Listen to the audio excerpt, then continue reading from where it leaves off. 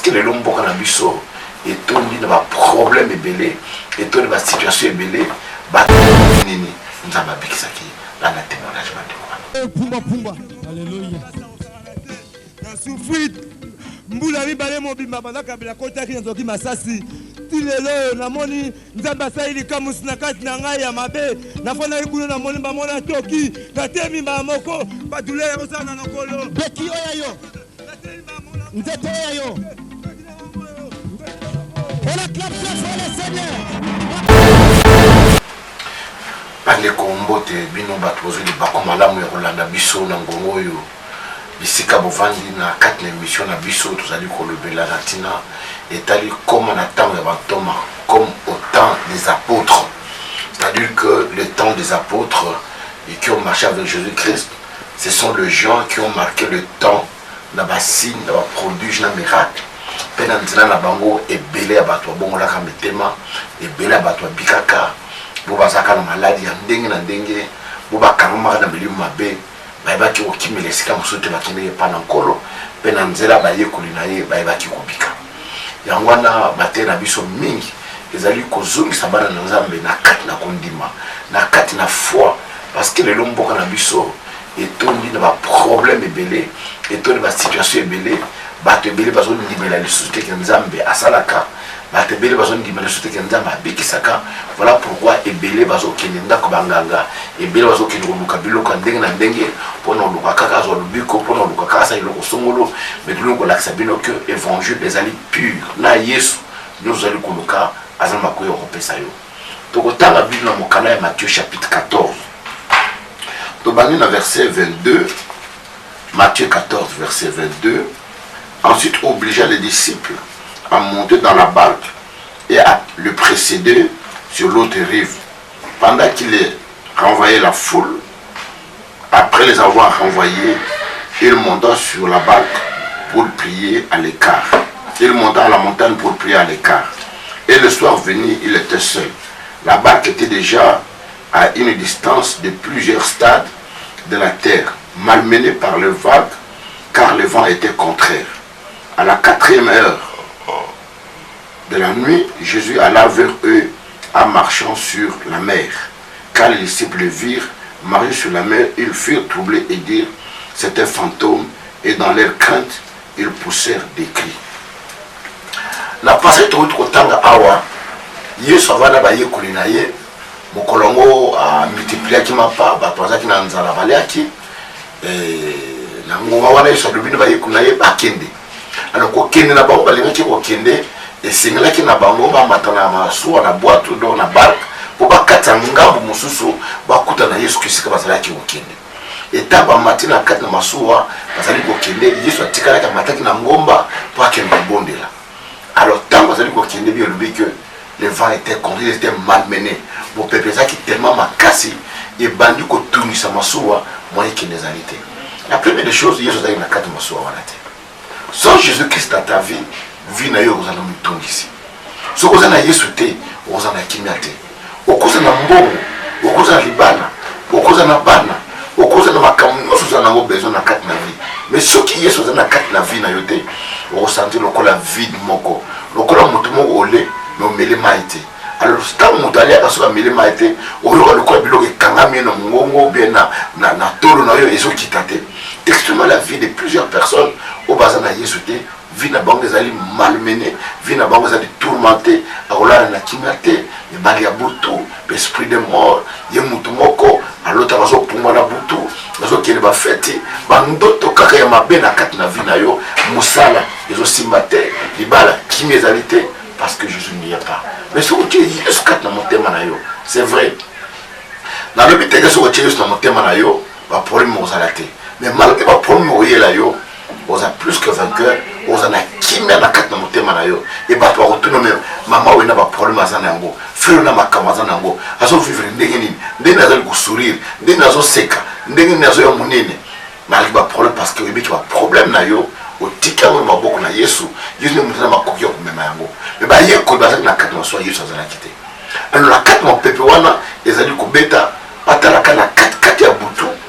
Mona mutu mo azo tambola likola mai tama mona mutu tambola likola mai ba yeko babandi babandi koganga fantôme elima panique yeli bango parce que oui Pierre azaki pécheur, Jean azaki pécheur, Jacques azaki pécheur, André azaki pécheur, baza bato baza kolova na butu et voir même Bible lobi que mon kolmo yeso lobi na Pierre boaka filet na yo Pierre lobi na yesu na lobi butu mobima nesika oyo na boaki filet butu mobima nesika oyo na zo eloko mokote bayebaki mai malamu mais banda babota bakola pe bayoka lisolo te bamona mutu moko azotambola likolo ya mai ezaki mpona bango likambo ya kokama balume oyo akotambola moto vraiment akotambola likolo ya mai te mpo akozimba mais nani oyo azotambola likolo ya mai babandi koganga fantôme et bien elobi yesu alobisi bango ezali fantôme te ezali ngai eza makambo so ekomelaka biso tomona lokola bandoki tomona lokola toza modi mais nzambe apermeta basituation mosusu mpo alakisa monene na ye kati na biso bato alakisa na bato kazali nzambe balongoli na mosala oza na mosala te abengani yo na ndako oza na ndako te mwasi aza na zemo oyebita kobota ndenge nini na ye tosalaki kutu te bana na classe bazosala examen d'état mbongo kofuta ezali te. Donc tu te trouves dans des situations les plus difficiles, les plus compliquées, tu ne sais pas par où tu dois commencer. Et nous, pour nous, comme priorité, vous allez en côté. Là, on a bonda, moi c'est Zobota. Là, ça d'abord la aide, moi c'est l'examen d'état. Là, ça d'abord ma l'examen d'état, maman c'est en hôpital. Est-ce que là, donc tu ne sais pas par où commencer. Mais laisse-moi te dire, là où l'intelligence de l'homme s'arrête, c'est là où Dieu commence. Et c'est comme il a monté sous kaka. Où il est au salani, au lobananani. Na asunga yo ndena ngonga wana Yesu ndiye yakaka sekona biso et Bible lobi Yesu alibiso bango boza la sûr kinai mama za la sûr na nzambo oyo ndimela za la sûr na nzambo zali kolanda azali nzambo oyo atika na biso te atika bana na ite azali nzambo oyo aloba na biso bo belela nga na oyambela bino tamba beleli Pierre alobi nkolo soki ezali yo loba na ngapela tambo likolo na mai parce que Pierre a dit que maloba oyo yo salobaka soki ye alobi maloba wana ekokokisama maloba wana ekozala bongo alobi soki ezali yo yebisaka na table likola mai ezalobi yaka Pierre abimi abandi kotawa mpe likola mai ntango azopusa na kote ya Yesu Masiya mpe alobi ke mai mbonge mopepe wana ebandi koningana bamatite ebandi koningana tout ça alors nakanisaka mpe ntango akomi na katikati ya mai atala boye bandeko bazali na masuwa batikali mosika liboso na Yesu azoya je pense na motema lobi bongo esika nga nazokende soki motongo aza Yesu te tokosuka ndenge nini nakokimila wapi mbala moko banga ekoti na motema na mai ezao mpe na bandi kozinga nani okoyebisa na moto moko Bible lobi kobanga te ne crains rien nzambe azoloba na bande Israël je crois na Deutéronome 20 lobi quand vous irez en guerre et que vous trouverez vos ennemis plus nombreux que vous ne les craindrez point. Tant que vous avez bitumba, au moins que banguna na bino baza ebele koleka yo ko banga te pour ngai nzambe na zana longo. Quelle que soit situation aux anango, quel que soit temps vous allez traverser ko banga te parce que nzamba zana yo, nzamba zana makoki ya ko bundura bitumba yo mona kate. Tant to la kana butu mutu ayebaka te alala ndenge nini.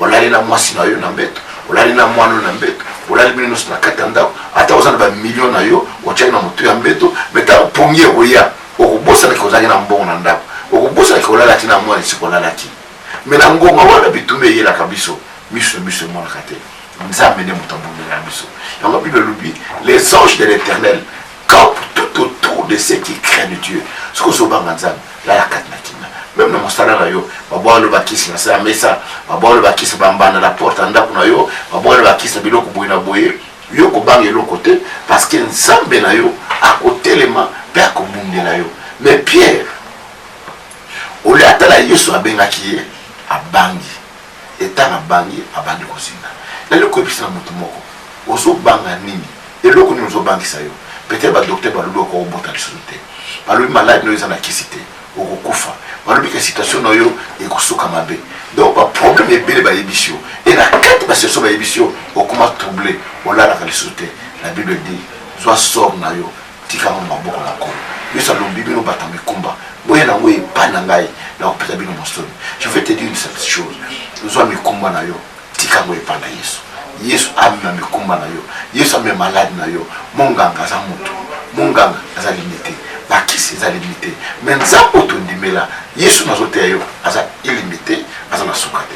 Voilà pourquoi bandeko ebele otokolanda na mboka oyo bazalaki peut-être na basituation lokola ya yo, bazalaki malade, bazalaki baproblème, peut-être amonaka te, peut-être ayokaka te, peut-être atambolaka te, peut-être aza na maladi songolo mpona bato alobiki esili mpona ye. Mais tala ndenge nini nzambe abikisaki lana témoignage bandeko pumba alléluia na souffrit mbula mibale mobimba bazakabela kotaki nzoki masasi ti lelo namoni nzambe asaleli kamusi na kati na ngai ya mabe nafonaki kuna namoni bamona toki natemi mbala moko badulere kozala na lokolo beki oyo yo nzete oyo yo on acclame fort le Seigneur.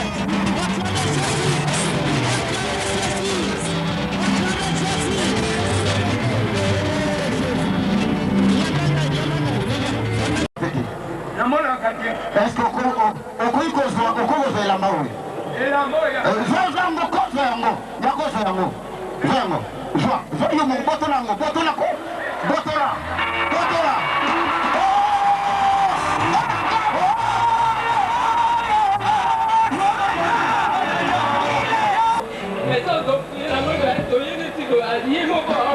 Elle marche maintenant.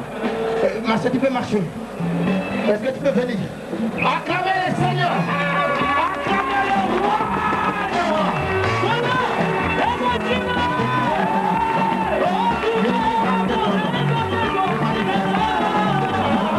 Banamboula Bonozobela. Bon, on appelle malade, ça fait 2 ans. Obela Kanini. Makolo Vimba. Likolo moko ya gauche. Banzete musuzo mwana zayo. Nzete kaka oyo. Wapi yango yayo? Oyo. Wana te mususu. Oyo. Te oyo. Oyo. Wana ya ngai. Acclamez très fort le Seigneur. Acclamez le Seigneur.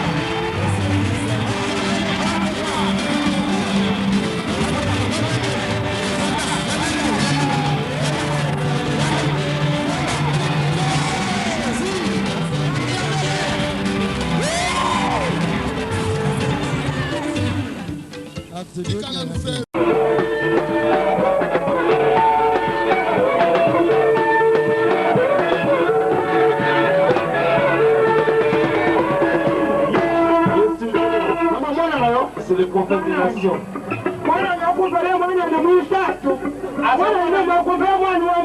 Asa koko nanga ya mwana nanga misatu. Oyebi nini mpona tina na ye? Olimai bobo, sidi mwanyi bobo wende sidi buza amatiri. Loboko ebukanaki. Loboko ebukanaki bebanda kwa sana.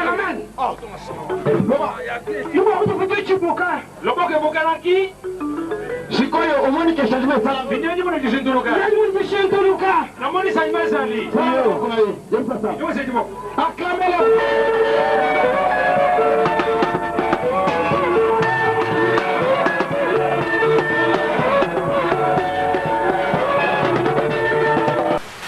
ndenge tokolanda batémoignage bandeko wana ezali katina ya kolakisa mpe yo moto ozali kolandangaki nzambe wana oyo abikisi bandeko baza na kati ya problème awa abikisi bandeko bazali na kati ya maladi aza makoki mpe akobikisa yo kodésespéré te na kati na vie nzambe aponaka te. Je voulais rassurer aux enfants de Dieu, ce n'est pas le temps okende koluka kisi okende koluka eloko songolo okota ndako ya nganga okota ndako ya marabout. Je te dis, marabout azali limité aza motu akufaka abelaka azangaka mais otondimela nazali kote ya yo yesu azali limité te alalaka te animbaka te avoyageaka te aza libela na libela yango wana ndeko zala na assurance ya nzambe luka nzambe wana kati na vie na yo ebie elobi ntango pierre agangi yesu aye asime na loboko alobi pierre pourquoi as-tu douté mpona nini otyaki tembe mpona nini obangaki asimi na loboko bakoti na kati masuwa eloko loba question pierre abangaka te akoa kotambola ne likolo ya mai autant de fois akoaki kotambola sans qu'il y ait un problème mais ntango abangi azindaki na mai mama kobanga na yo ekoboma kondima na yo. J'ai toujours dit aux enfants de Dieu, le premier ennemi de la foi le premier ennemi de la guérison, le premier ennemi du miracle, c'est la peur. Dans le monde, il aura les communs. Pas plus d'un exemple pour tout ça. Au moins, quand on a Nanzela, au moins on boit un bimélio Nanzela. Abandi ko ganga. Wo boazo ganga. Et tant boazo ganga, mission boazo ka fixer sur tala yo mutu. Azo tala yo. Une fois amul ko zo banga, o balu ko kima. Mboa Rolanda yo, akosoyo. Voilà pourquoi je dis à quelqu'un ce soir, Kobangate, va dans la direction. Le Seigneur est avec toi. Il sait ce qu'il fera, il sait comment il va se manifester. La carte n'a vu, parce que par le maître de Jésus, nous